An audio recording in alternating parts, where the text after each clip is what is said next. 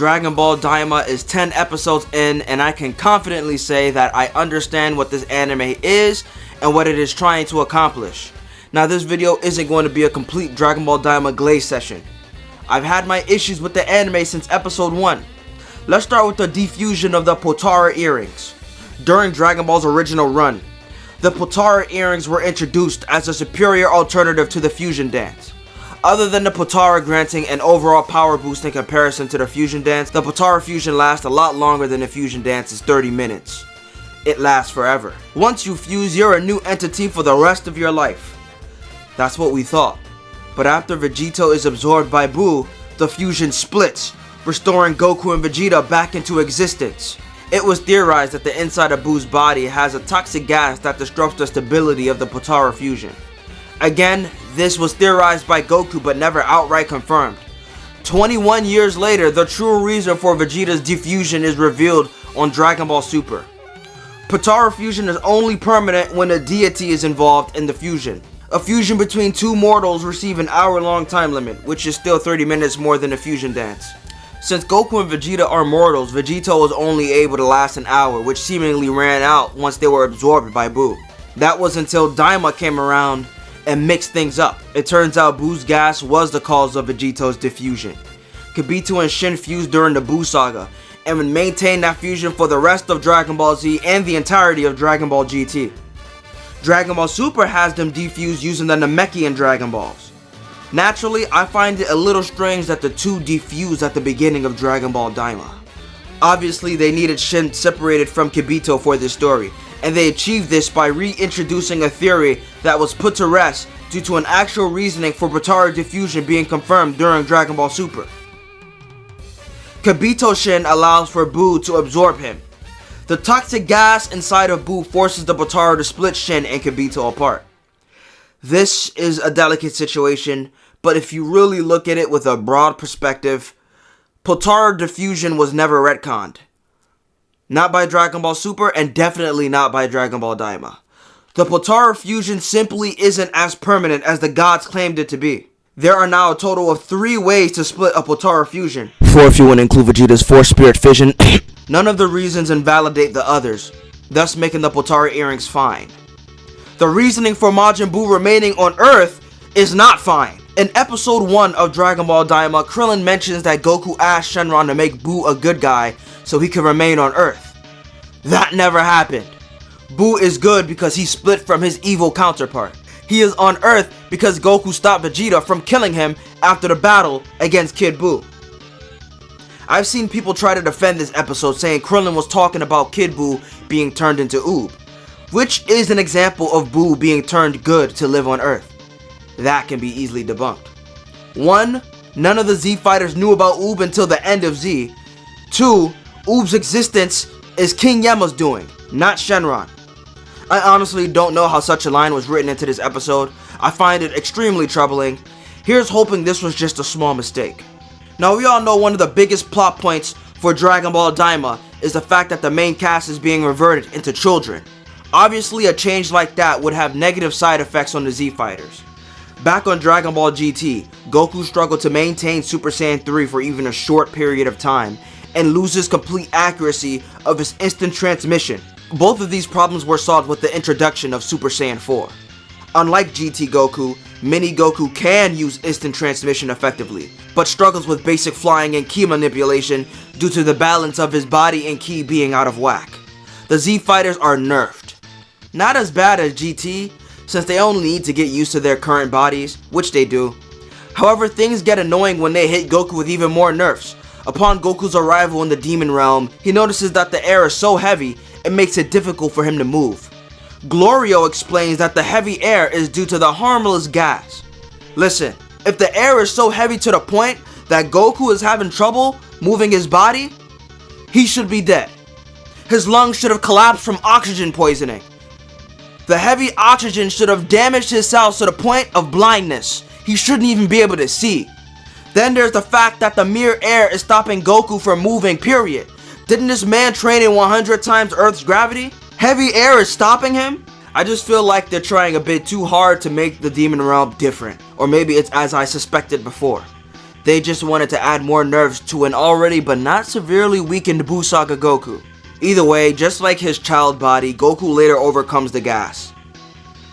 As of right now, Goku has adapted to every nerf thrown his way. I wonder what would happen if he powered up to Super Saiyan 3. My last gripe with this series so far, and I'm sure everyone can agree with me on this, is the pacing. It shouldn't have taken 8 episodes to get to a good fight. It's slow. And I think I know the reason why. People often compare Daima to Dragon Ball GT.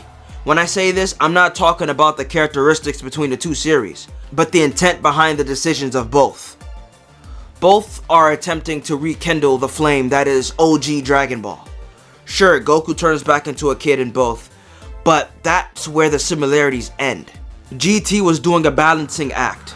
They wanted to give a story reminiscent of the classic Dragon Ball while simultaneously expanding and elevating the nature of Dragon Ball Z. Instead of traveling the world for Dragon Balls, they're traveling the universe for Black Star Dragon Balls. Most of the planets they visit has the main cast going through fun little adventures dealing with goofy foes, just like classic Dragon Ball. I don't think Dragon Ball fans went at that after experiencing the peak that is Dragon Ball Z. Even so, they'll sprinkle in little threats here and there that does force Goku to fight seriously, but even those guys turn out to be forgettable nobodies.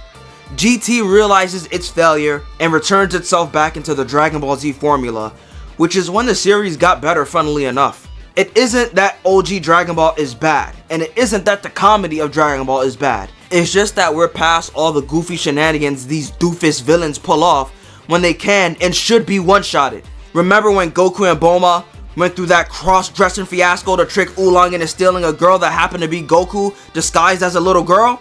Trunks, the Super Saiyan, shouldn't have to go through the same thing. So what is Daima doing differently from Dragon Ball GT? Like Dragon Ball GT, Dragon Ball Daima is attempting to recapture certain elements of the OG Dragon Ball.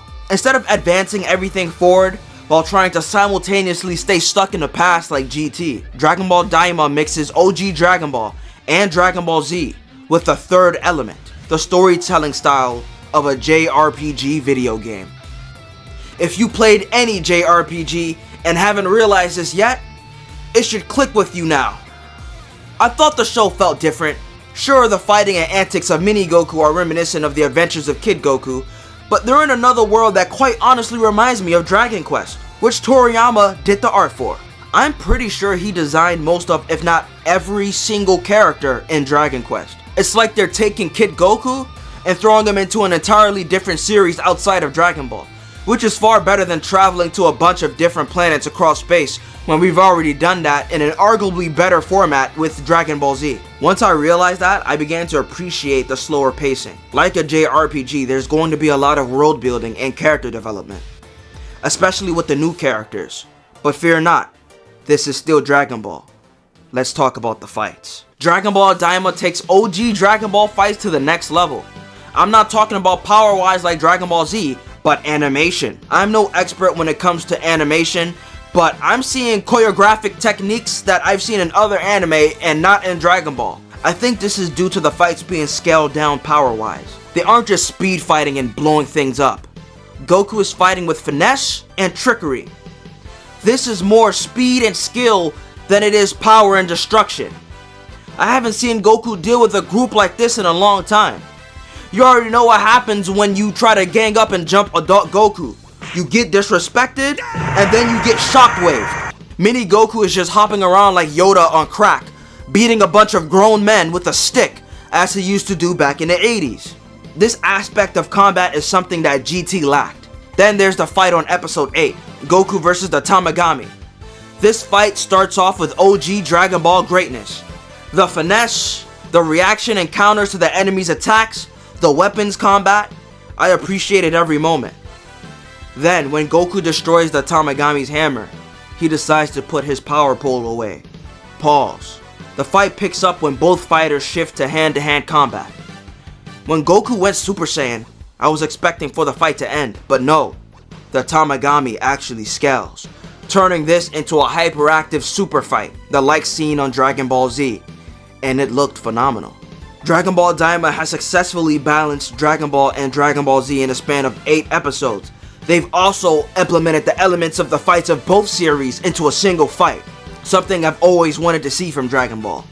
This is something that Dragon Ball GT gave up on doing after 23 episodes. I can only imagine how much more exciting things will get once Vegeta and Piccolo catch up to Goku and Shin. Except on episode 9 they get shafted again. You hate to see it. Luckily they catch up on episode 10, so that problem is rectified. Now I gotta address the elephant in the room. Majin Coup. We knew that Arinzu was creating a new Majin using the collected flesh of Majin Buu from Vegeta's final explosion. We also learned that the witch known as Marba was the one who created Majin Buu. Now this is a retcon. It was originally Bibidi that created Majin Buu. Years after the end of the original Dragon Ball series, Toriyama was interviewed and stated that Majin Buu was not created. He was there since the beginning of time itself. The origin of Buu has been retconned twice, but we ball. Now we all saw how Majin Buu was disrespectful and disobedient. To avoid that, Marba has Arinzu drop her saliva into the cauldron so Majin Buu obeys her unconditionally. She also adds various other demons to the mix. This sounds like a beast in the making. Every time a new Majin emerges, they become a huge problem. Remember Android 21? She had Majin Buu's DNA and became unhinged. She put the whole planet to sleep so she could eat everyone. Brought the villains back to life just to eat and kill them again. Not to mention how strong she is, she's a god level threat. She'd solo Kid Buu easily. Then there's Majin Finn. Just by looking at him, you already know what type of activity he's on. He looks like Kid Buu. Keep him away from everybody. Get him out of here. I'm not going to go into the details of his story, but I will talk about a feat. Just something crazy he did.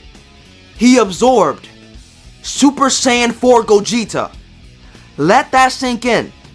Oh, but it gets worse, alright? Now this is Gogeta we're talking about, not just any Gogeta, Super Saiyan 4 Gogeta. So he isn't saved from Finn's absorption. He frees himself from his body because he's the GOAT. Here's where things get wicked. After Gogeta frees himself, he kept Gogeta's Super Saiyan 4 powers, replicating it for himself and becoming Dark Gogeta, even after Gogeta escaped. You already know what happens when you escape Majin Buu. He loses the abilities, not Majin Finn. The Majin name holds weight. So imagine my surprise when they include Cyberman seeds in this man's creation. He has bitch in his blood, and those lips! I'm not gonna shit on Daima, but I am gonna shit on Majin Coomer. What's he gonna do? Kiss the Tamagami to death with his fat lips and his hot ass mouth? He gonna spam self-destruct and regenerate over and over again? Listen, I ain't sleeping on him. We had a few ugly villains that later evolved. Look at Fat Buu. Look at Janemba. Let's just hope he absorbs someone or transforms or something. Cause this ain't it. This ain't the final villain of the series. We're still too early in the game, boys. Give him some time, he'll do something.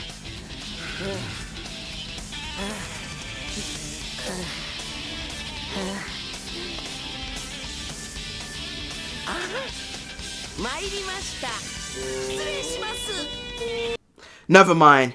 Get him out of here. He's trash. No, no, no, no.